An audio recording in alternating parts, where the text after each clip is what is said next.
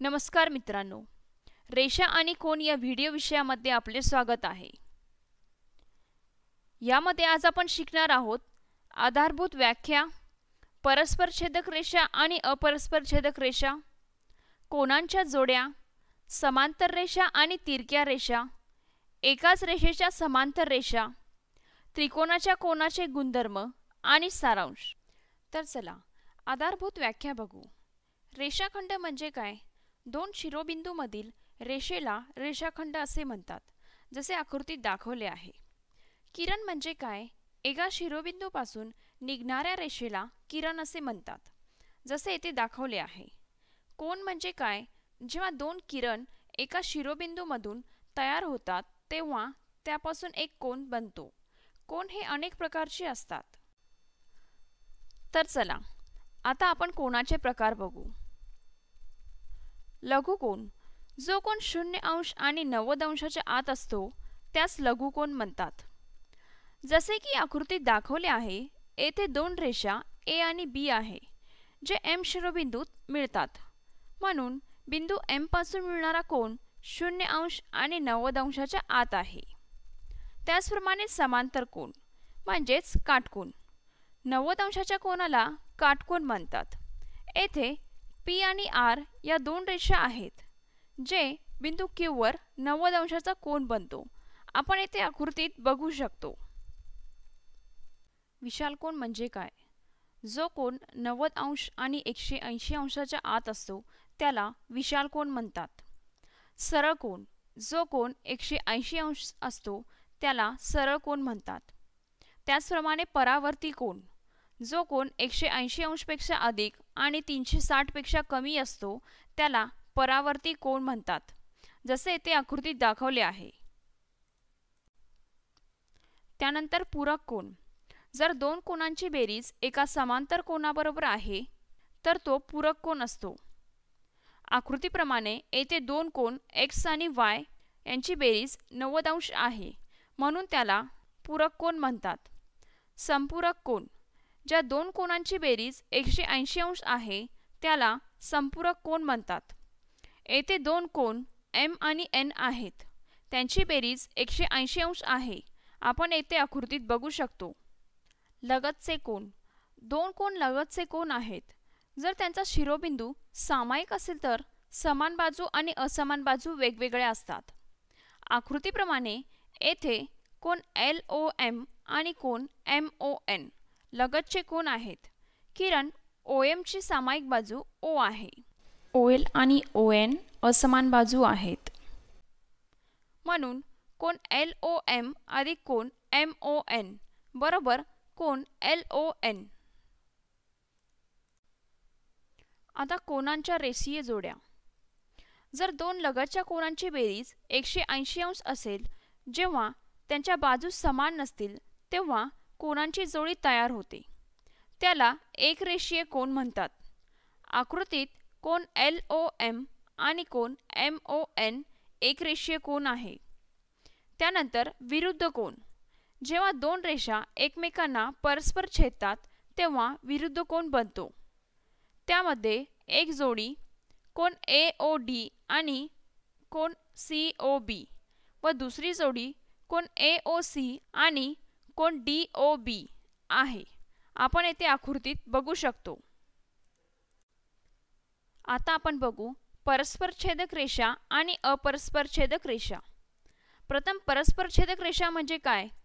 जेव्हा दोन रेषा एकमेकांना परस्पर छेदतात अथवा विभाजित होतात तेव्हा त्यास परस्परछेदक रेषा म्हणतात. आपण दोन रेषा AE आणि BD काढली, जी बिंदू C मध्ये विभाजते. म्हणून AE आणि BD परस्परछेदक रेषा आहे आणि C हा परस्परछेदक बिंदू, जसे येथे आकृतीत दाखवले आहे. आता आपण बघू अपरस्परछेदक रेषा. जर दोन रेषांमध्ये काही संबंध नसेल आणि त्या एकमेकांना स्पर्श करीत नसतील तर त्यांना अपरस्परछेदक रेषा म्हणतात. समांतर रेषा, ज्या रेषा एकमेकांना छेदत नाहीत त्यांना समांतर रेषा म्हणतात.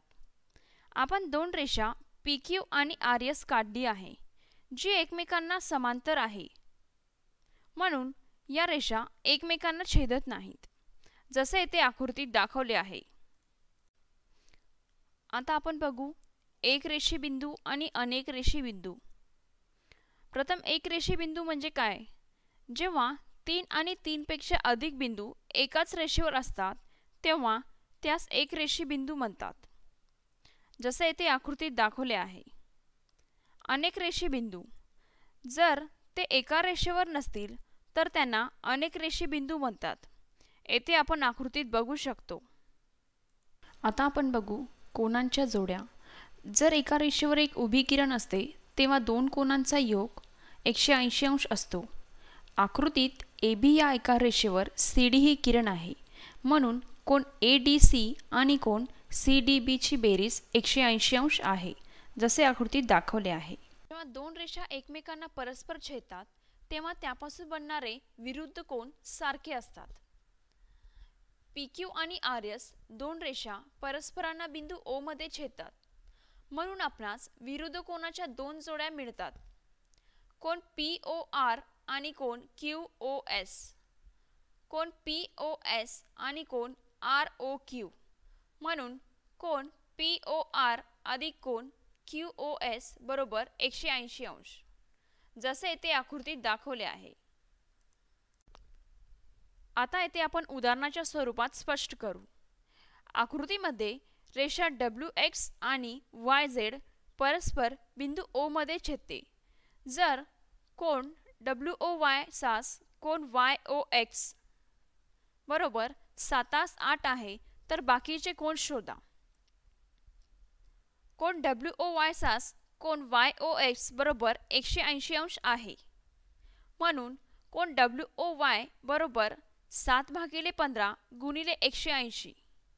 कोन WOY बरोबर 84 अंश निघाले आणि कोन YOX बरोबर 8/15 गुणिले 180. कोन YOX बरोबर 96 अंश निघाले. आता कोन WOY बरोबर कोन XOZ बरोबर 84 अंश आणि कोन YOX बरोबर कोन WOZ बरोबर 96 अंश, जसे येथे आकृतीत दाखवले आहे. आता आपण बघू समांतर रेषा आणि तिरक्या रेषा. रेषा जी दोन किंवा दोनपेक्षा अधिक रेषांना वेगवेगळ्या बिंदूमध्ये छेदते त्या रेषेला तिरक्या रेषा म्हणतात. रेषा C रेषा A आणि B ला बिंदू P आणि Q मध्ये छेदते, म्हणून रेषा C ही रेषा A आणि B ची तिरकी रेषा आहे, जसे येथे आकृतीत दाखवले आहे. येथे कोन 3, कोन 4, कोन 5 आणि कोन 6 बाह्य कोन आहे, तसेच कोन 1, कोन 2, कोन 7 आणि कोन 8 आंतरकोन आहेत. जेव्हा एक तिरकी रेषा दोन समांतर रेषेला छेदते तेव्हा संगत कोनाची प्रत्येक जोडी सारखी असते. येथे रेषा B आणि C समांतर आहे, ज्यामध्ये रेषा A तिरकी आहे. येथे आपण आकृतीत बघू शकतो. आता आपण बघू एकाच रेषेच्या समांतर रेषा. अशा रेषा ज्या एकाच रेषेला समांतर असतील त्या परस्परांशी समांतर असतात. आपण रेषा A, B आणि C साठी M ही तिरकी रेषा काढली आहे. येथे आपण आकृतीत बघू शकतो. म्हणून कोन 1 बरोबर कोन 2, कोन 2 बरोबर कोन 3 आणि कोन 3 बरोबर कोन 1, जसे येथे आकृतीत दाखवले आहे.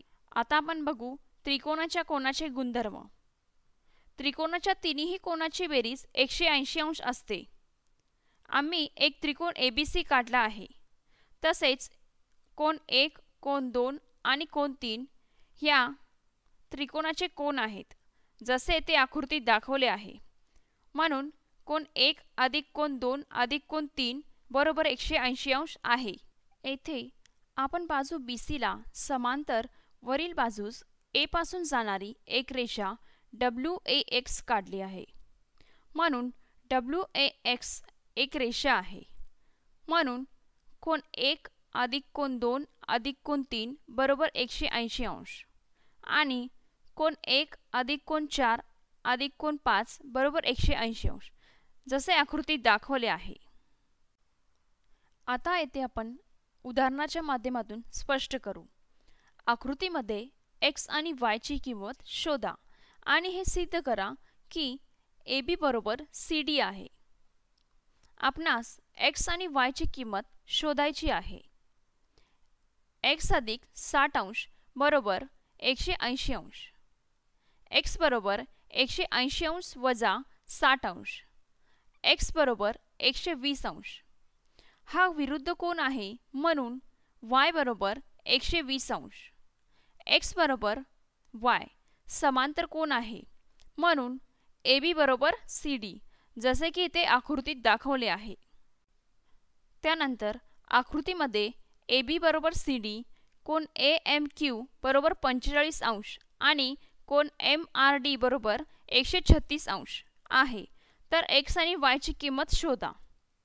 AB बरोबर CD कारण समांतर कोन आहे म्हणून x बरोबर 45 अंश, x अधिक y बरोबर 136 अंश, 45 अंश अधिक y बरोबर 136 अंश, y बरोबर 136 अंश वजा 45 अंश, y बरोबर 91 अंश, म्हणून x बरोबर 45 अंश आणि y बरोबर 91 अंश जसे की इथे दाखवले आहे।